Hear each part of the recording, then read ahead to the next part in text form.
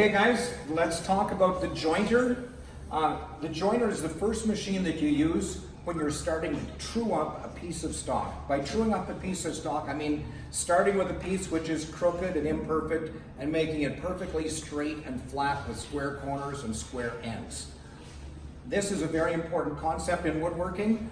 Up on the wall over here, I have 6 steps to true up stock, okay? Step number 1 says joint one face. Joint means use the jointer. This machine is called a jointer, okay? And it's going to make one surface flat, and then we're going to get one straight edge with this machine. So I picked a piece of wood. Well, first of all, almost all wood that you get, good hardwood anyway, it comes rough and it's warped. See how crooked this is?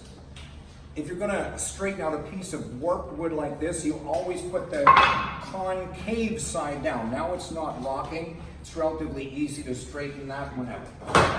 I picked a really crooked piece of wood, though, to use for our demonstration. It's got a couple holes in it. That doesn't matter. It's just a piece of scrap. But this piece of wood is not just warped. It's twisted. This is very common. So we're going to talk about safety here, but you've got to use the machine correctly if you're going to get rid of the twist in your piece of wood. So this is the wood we're going to work with. But first, let's say a few words about the machine. The jointer has an in-feed table. All this is the in-feed table, and it has an out-feed table. The out-feed table can be moved up and down, but you will never move it. Because when I set up the machine, I make sure that this part of the machine is exactly level with the cutter head. There are several blades in this cylinder. They're extremely sharp, okay? And the blade is exactly level with the out-feed table. Now, if the in-feed table was the same level, you could put the wood across, nothing would happen. But we can lower the in-feed table by turning a handle right here, and I can see where it's set right now. I try to leave it set, take about a 1/16 of an inch off of our piece of wood. The in-feed table is lower by about a 1/16 of an inch. So, I'll take our piece of wood and I'll use a push stick. We always keep our fingers at least 4 inches away from the blade. Okay, 4 inches, about that far. And this push stick will make sure our fingers are well away. It's not good enough to say, oh, there's wood between my hand and the cutter. You would never be doing this because your hand is too close, okay? You will almost always be using a push stick. You'll never have your thumb behind it pushing on it, okay? So you hold it like this, and when you've got a piece of wood that's twisted like this, what you have to remember is just to hold the wood the same way each cut. So the first cut, you're going to see it's going to take some off this corner, but probably not much off the corner on the right-hand side. I don't go through a second time and push on the other corner, because then I'll make it look smooth, but it'll still be twisted. So my first cut, I'm keeping the pressure on this corner. The second cut, I do the same thing. Now, we have a vacuum system in here. I should turn the vacuum on. In fact, every time that you use this machine, I want the vacuum on. Otherwise, all the shavings plug up down here. But I don't want the noise of the vacuum going, so I'll just make 1 or 2 cuts, and hopefully it doesn't plug it up and the video will still be audible. So I'm holding it firmly.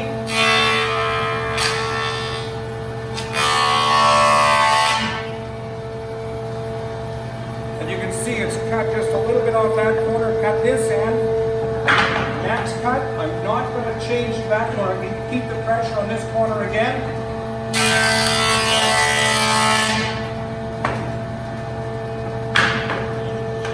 Maybe one more.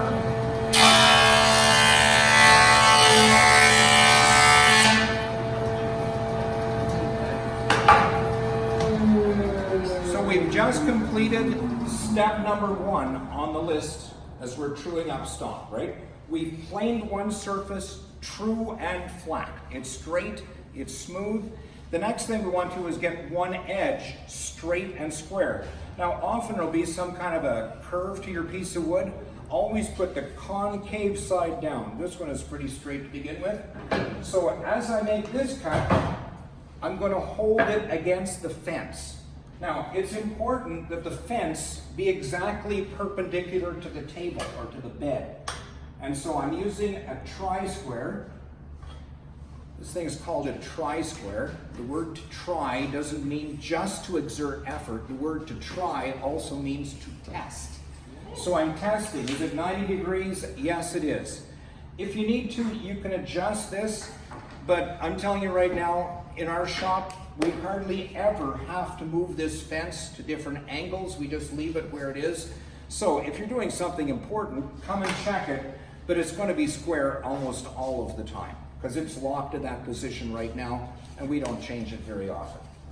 So I'm going to hold the face, the first face that we planed, against the fence, okay? If you don't hold it tight, you may just plane it and get it, and this corner might not be 90 degrees. But if you hold it tight, you can plane it and it'll be fine. Now remember I said keep your fingers 4 inches away from the blade? If I have my hand on top of the fence and I do this, well, that's pretty close to 4 inches. So I think I could get away with just using my hands. This hand pushes against the fence, I go past the cutter and I reach around. Okay, so I was saying I could use my thumb on this because it's pretty close to 4 inches. But it's also still easy to use the push stick. Left hand holds it against the fence. Reach around.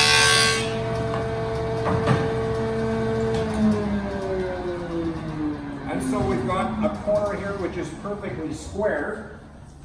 You can hold it up to the light and take a look at it. It's going to be exactly 90 degrees if you have held it tight against the fence. Okay? Well, we're just about done talking about the jointer. I remind you, in-feed table, out-feed table, there's a guard across. Keep your fingers away from the blade. Fingers should always be 4 inches away from the blade, never pushing down above the wood. Also, I should mention you can't plane short wood.